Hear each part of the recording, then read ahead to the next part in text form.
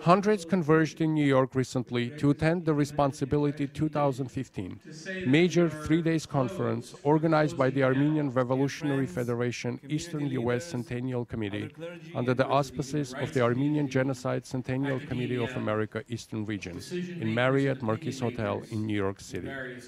Responsibility 2015 marks the Armenian Genocide Centennial and featured 12 concurrent panels, lectures, photography, and art exhibits.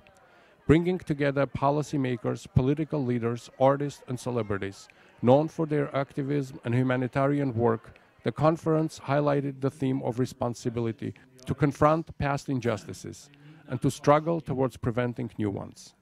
Many traveled from across the US, Canada, Europe, Egypt, Lebanon, and Australia to attend the conference.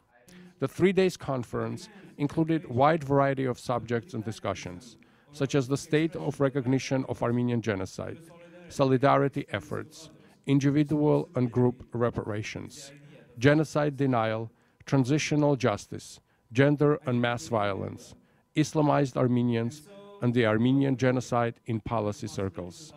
Heiko Shakan, chairman of the Armenian Revolutionary Federation Eastern Region Central Committee and co-chair of the Responsibility 2015 Organizing Committee, read the welcoming remarks for the opening panel titled 100 Years of Human Rights Violations. This followed the introduction by the Executive Director of Global Center for Responsibility to Protect, Dr. Simon Adams. The opening panel included presentation by Professor Hannibal Travis and jurist and UK human rights lawyer Jeffrey Robertson, who delivered the keynote speech.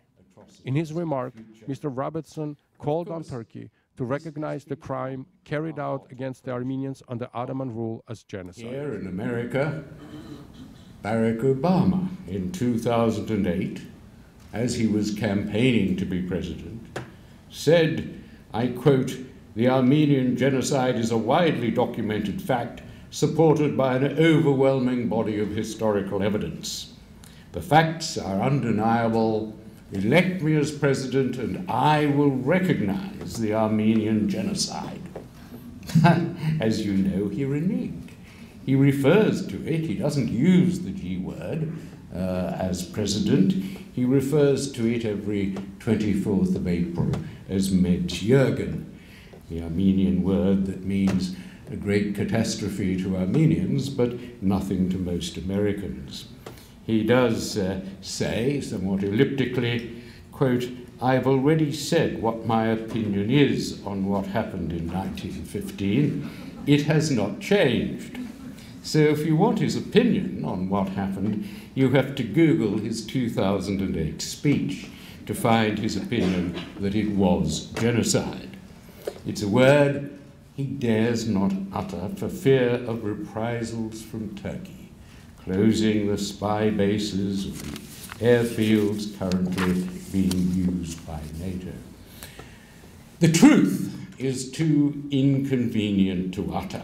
Turkey at the moment is simply too important for NATO governments, America and Britain in particular, to utter the G word. Genocide deniers and genocide equivocators, the American government and the British government and the Australian government, will say on April the 24th this year that what happened on April the 24th and afterwards in 1915 was a tragedy. It was not a tragedy. It was a crime, the worst crime of all, the crime of genocide. Thank you so much for this fascinating lecture. It was informative, it was eye-opening, but perhaps for me as Armenian, it was very emotional. I want to ask you perhaps the most obvious question. Why, 100 years later, Turkey still denies Armenian genocide? I think they are, as the British government secretly describes them, they are neuralgic, which is a good word for a kind of obsessive nervousness about being accused of genocide, even though it is not their government. It is the Ottoman government. Ataturk replaced the Young Turks, and Ataturk himself said it was a shameful act. And yet I think also the nervousness comes because they fear that an acceptance of genocide would lead to legal action, and they would have to disgorge some of the money. They made billions out of the Armenians, and I think they fear they would have to give some of them back. Arguably, Turkey is moving further right, becoming more conservative. Yes. Are you optimistic that, considering these conditions, it will ever even make steps towards recognition? I think the joker in the pack, if I can use that phrase, is Turkey's need to join the European Union. Its economic state is poor and getting poorer. It makes a lot of sense for it to become a member. It will not be allowed membership unless it makes some recompense. Just continuing on the same thought, after the assassination of Hrant Dink, hundreds of thousands of Turks came out and said, "We are Armenians." Do you think this is a trend as far as the population of Turkey goes, changing their perception? Well, I think there is a lot of unrest in Turkey, and a lot of young people, in particular the Gezi Park demonstrations, are showing that they are moral and they are prepared to criticize their predecessors. And this whole obsession about denying genocide is something that they no longer are prepared to put up with. So, yes, we are all Armenians was a reflection of the real horror and distaste at the killing of Hrant Dink. So I think there is hope for Turkey. From a legal point, could you quickly just talk to me about three certain points? One is recognition of Armenian genocide, second, return of Armenian lands, and third, of the property. Well, it seems to me that by current definition, by the definition of genocide in the Genocide Convention, what happened to the Armenian, to most of the Armenian race were killed. And that is the killing of a substantial proportion of the population because they were Armenians. And that is genocide. The second question was... Land. Land. Perhaps the most complicated question. Yes, I think that those relatives, descendants of people who can trace their land that was expropriated in 1915 We'll have an argument. will have a good argument, and the churches too. I mean, there were over 2,000 churches. Many of them were destroyed, but some of them are still standing. And they, it seemed to me, they should start proceedings for their return. Barack Obama famously, as you said in your speech in 2008, flatly said that it's genocide. Today he's denying it. If the President of the United States changes his mind, are you optimistic that America will ever come on board on this? Well, the whole point is that he hasn't changed his mind. He still believes that it was genocide. He just dare not. Doesn't have the political power and will to push it forward. I think he doesn't have the... he's told that if he does say it, Turkey will no longer be an ally. And America, at this moment, needs Turkey as an ally. So he will not say it. It's as simple as that. It's realpolitik. And finally, we as Armenian diaspora, as Armenian community, what can we do to push this issue forward? Well, there are a number of ways. I think this kind of event, the centenary of the genocide, is worth commemorating on the basis that you can't go on denying genocide. Denial of genocide is, in a sense, the last act of genocide. So I think it's essential to bring Turkey at least to the recognition that what happened was a crime against humanity, and then we can start talking Turkey, as it were, about the appropriate ways of having a form of reparation, because although there were 6 million, 10 million killed in the First World War, 95% of them were killed in war legally. The Armenians were killed illegally, as there is civilians, women and children were marched to their death, and that's a crime. It's not a tragedy, it's a crime, and crimes need some form of justice. And finally, in your heart, are you optimistic that recognition will be achieved? Oh, I think so eventually. At least recognition that it was a crime against humanity, because Turkey can't rationally deny it. Thank you so much. In your presentation, you spoke about current involvement of Turkey in conflict both in Iraq and in Syria. Of course, Kasab is a case in point because we are speaking about Armenians, we are speaking about Armenian population that live there and in essence has been completely destroyed. Do you think, what's the level of involvement on Turkey in it, if there is any? There were reports at the time by television and in Congress that Islamic State fighters had crossed from Turkey into Syria and had attacked Kasab, so that they had been surrounded in Kasab and that the Armenians therefore had to flee. There were conflicting reports about the number of dead, and Turkey denied that anybody had entered from the Turkish side, but I think the evidence is pretty clear that there was entry from the Turkish side. As with Kobani, there was similar evidence. Given the fact that this horrific tragedy has been politicized, it's becoming a political theater, and especially the major powers are looking out for their own interest in respect of their relationship with Turkey. Are you optimistic that countries like the United States will ever recognize the existence of genocide?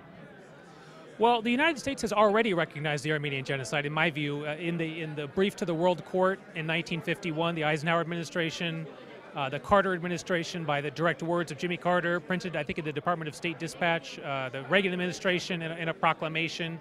So that, and then plus the writings of Ambassador Morgenthau and Consul Jackson from Aleppo and other American writers who didn't use the term genocide, but they described all the intention and acts that you need.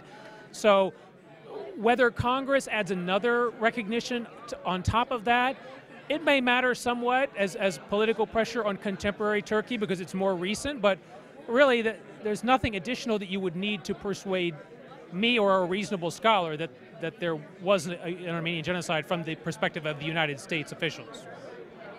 Arguably, the Turkey is moving further right and becoming more conservative, given its government. That certainly does not help our cause. Are you optimistic that there will be a shift? And will there be any external pressures that can be applied to Turkey for that shift to happen? There are pressures in terms of human rights laws that would restrict trade if certain standards were not met, but these laws are often waived. So the president has the authority to waive many of these laws, so that the pressure is not applied.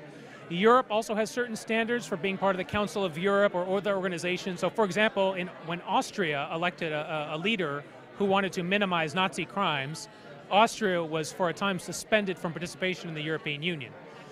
Severe.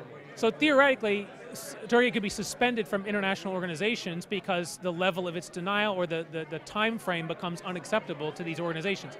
Will that happen? Probably not. I mean, there have been many reports over the years that when even a measure in Congress was about to pass, economic and geopolitical levers were pulled and it was frustrated. So I imagine the same levers could always be pulled. Turkey becomes richer every year because the countries around it are being destroyed. Armenia is very poor. They don't have access to world trade like other nations. Iraq is largely in ruins. or many of its cities at least. Syria is largely in ruins, so a lot of trade has to go through Turkey. And therefore commercial ties with the East, through the critical straits, have to go through Turkey, and nations and blocks of nations are hesitant, therefore, to exercise human rights pressure on the government. Is there any slimmer of hope or optimism, in your view, in terms of this issue? There is some liberalization inside Turkey with respect to the Kurds using their language, Kurdish politicians becoming mayor of city, recognizing the Armenian genocide at a city level, at a municipality level, a place like Diyarbakir. It's been known to happen. So some scholars are hopeful about these developments. I think that they will be overcome in the long run by radicalization of the local population seeping over international borders. We've already seen reports of people feeling threatened or being threatened inside Turkey for being opposed to Islamic State activity. So while there have been liberalization from the federal level, there's also been radicalization or a deterioration in other local areas. So I'm not entirely optimistic about it. Next morning featured numerous speakers in two simultaneously happening conferences. In a Conference 1, titled Armenian Genocide Scholarship, speakers included historian Professor Richard Hovhannisyan, Professor Roger W. Smith, Professor of History David Gond, the author Raymond Kevorkian, with discussant co-chair of the Responsibility 2015 Organizing Committee, Khachik Muradian. Conference 2, titled Building Solidarity, featured Executive Director of Human Rights Watch in Middle East and North Africa, Sarah Lee Whitson, novelist and activist Nancy Krikorian, investigative journalist David Barsamian, with discussant researcher Elise Semerjian. Same day afternoon, Conference 1, titled Armenian Genocide in Policy Circles, included politics editor at NPR and Politico, Charlie Mahtesian, the executive director of Armenian National Committee of America, Aram Hamparian, teacher of international relations and political science, Bilgin Hayata, and Ryan De Souza, with discussant Mark Chenyan. Simultaneously, the Conference 2, titled Genocide Education, featured speakers Sarah Cohen, an educational consultant, professor of Holocaust history at Clark University, Deborah Dwork, and director of education at the Soha Foundation, Corey Street, with discussant president of Southern Connecticut State University, Mary Papazian. Later in the same day, Lancian brought together a stellar lineup of authors, all of whom had newly published books that were released or scheduled to be released in conjunction with the centennial of Armenian genocide.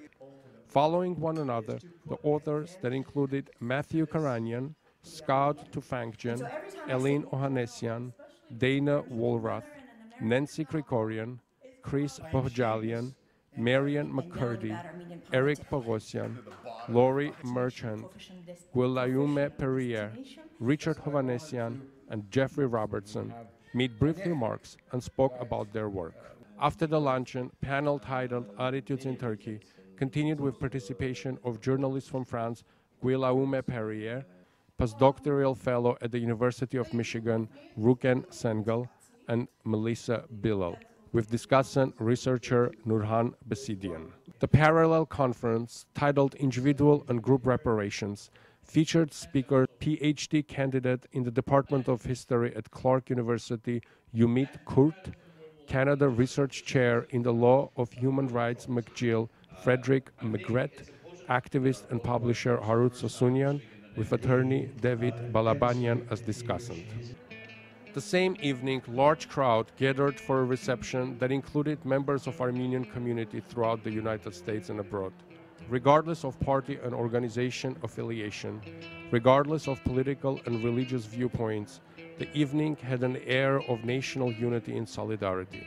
Under the spiritual leadership and presence of both Archbishop Khajak Barsamian, the primate of Diocese of Armenian Church of Eastern America, and prelate of Eastern Prelacy, Archbishop Oshagan Choloyan.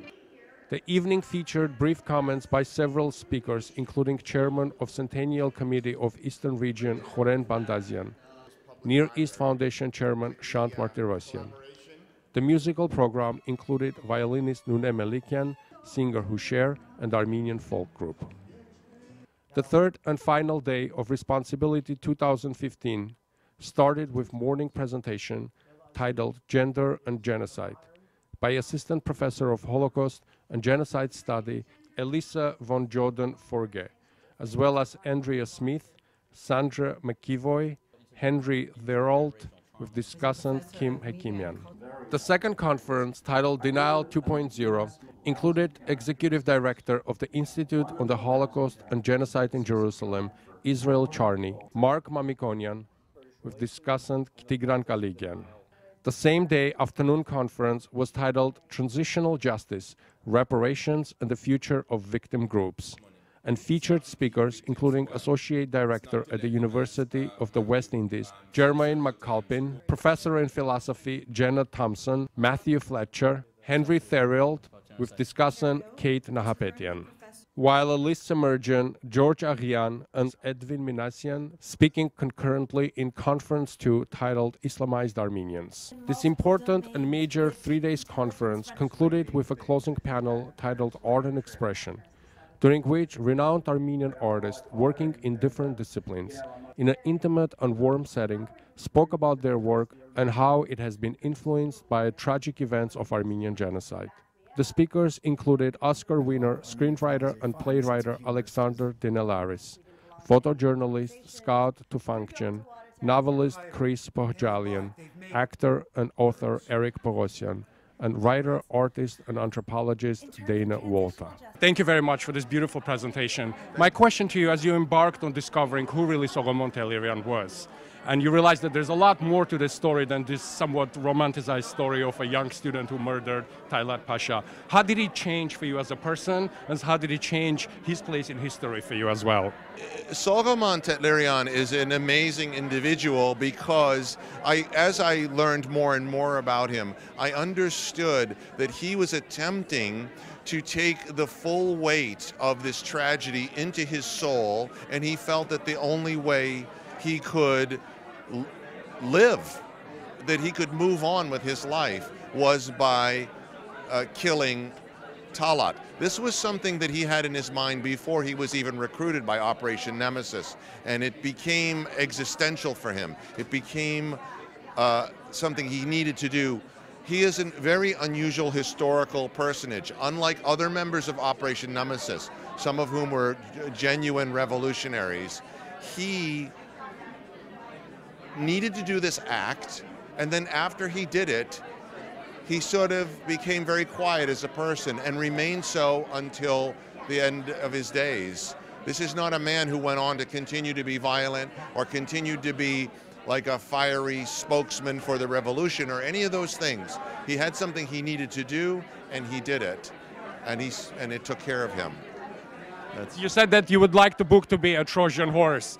Of course, the book is not released yet, but for the people, for non-Armenians who have read it, do you think you succeeded in drawing them in with this incredible story and then introducing them to this huge tragedy that we're all facing? Absolutely. I think it went further than that. I feel very much that the people who have read the book who are not Armenian are learning not only about the genocide, but the history of the Armenians, which is significant, because I bring that into the book as well. It's important for people to understand our history as Christians, our history as great medieval people and ancient people. All these things are important, and also something that doesn't get mentioned very often, as very important constituents to the Ottoman Empire. The Armenians, without the Armenians, there wouldn't have been an Ottoman Empire as we know it. And so all of that becomes news to non-Armenians, and I hope also Armenians reading the book will learn more about their own culture. So. Thank you so much. It seems like it was only yesterday when you and I were having conversation about your play, and here we are today, and I'm congratulating you on actually winning an Oscar for Birdman, a film I saw. As a creative person, it's impossible to walk away with it without being transformed, because we all feel that pain and that frustration over a creative person. Yeah. But we are here for a different reason. We are here because we're approaching 100 years of Armenian genocide. In your presentation, you spoke about your background and you, as you like to say, it's United Nations. You have so many backgrounds. And yet, here you are, here on your own will, advocating for our cause, speaking with the same passion about being Armenian. What is it that connects you? What is it that drives you? Well, it's the same thing that drove my play Red Dog Howls. My grandmother, Rose, was Armenian, and she raised me as a child. I didn't have my parents when I was a child, so she raised me when I was a small child, and that imprinted in me my sense of what it was to be Armenian. And I feel strongly about it as much as it's part of my roots, as much or more than any other part of me. So I feel strongly about being here, and I'm proud to be here. How does that sense of identity, of identifying yourself with an Armenian nation, affect your work today?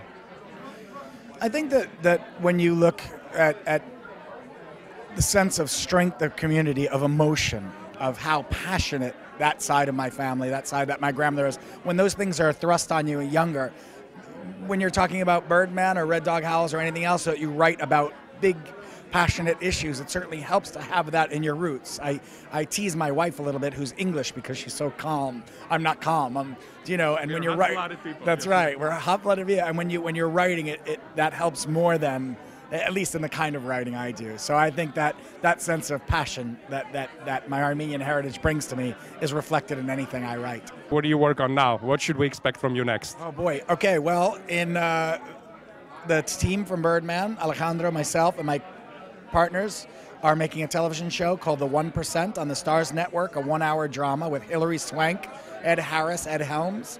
I'm working on a new film with Guillermo del Toro, Pan's Labyrinth and Hellboy. I'm working on a Broadway musical with Gloria Estefan that comes to this very building, the Marriott Marquis, on October 5th. So I have a film, and my film Year of the Monarchs is being produced. So some film, some television, and a Broadway musical. Busy as always. Busy as always. Thank you so much. Thank you. In your remarks, you said something that's stayed with me, and I want you to elaborate a little bit on it. You said that you found your voice as a novelist long time ago. But with the Sandcastle Girls, you found your soul, you found your heart. What do you mean by that? Writers talk with an agonizing amount of hubris about finding our voice, what our books sound like, what our short stories sound like. And I found my voice back in the Mesozoic era in my early 30s with a novel called Water Witches. It was the first time I really understood how to move people around a page and what my books sounded like. But it was between Water Witches and the Sandcastle Girls, a period of 17 years, that I found my heart. The Sandcastle Girls is a book that when I finished writing it, I experienced a postpartum sadness that dwarfed anything I had ever written. End of journey. End of journey, yes, end of journey. And what that meant at the end of the journey is that I was no longer spending time in my library every day with Hatun, with Navart, with Karine, with Armin, with Elizabeth. And I knew I was going to miss them, and I do. I mean, I still know that the most moving last sentence of any of my books will be the last sentence of The Sandcastle Girls, about a quiet, watchful, intense little girl named Hatun. There's another thing you said that I found very interesting. You said that you would like to tell a story of our suffering through the language of art. Is it because you want to make that more accessible to others? What's that language of art that you're referring to? Oh, Through the art. Through yeah. All of the decisions I made with the structure of the Sandcastle Girls revolved around this question. How do I get people to read about a genocide? That's where it began and ended for me. Right down to the title. The book is called The Sandcastle Girls, not 1.5 million dead in the desert. The lovers include an American girl from Mount Holyoke, so that she's identifiable in Indianapolis and Miami, Florida, and Houston, Texas. That's what I meant. I was trying to make the Armenian genocide comprehensible to people who could not find Aleppo, Dikranagert, Adana on a map. You clearly succeeded, because judging by the cover of your book and all the languages that it's been translated to, it is indeed something that a lot of people can relate to. Thank you so much for being here, and wonderful to see you again. Thank you. Responsibility extends to individuals and nations to know their past, being a way of understanding the present and future. This responsibility to explain the genocide to the current generation was at the heart of this remarkable and historic conference, Responsibility 2015, in New York City.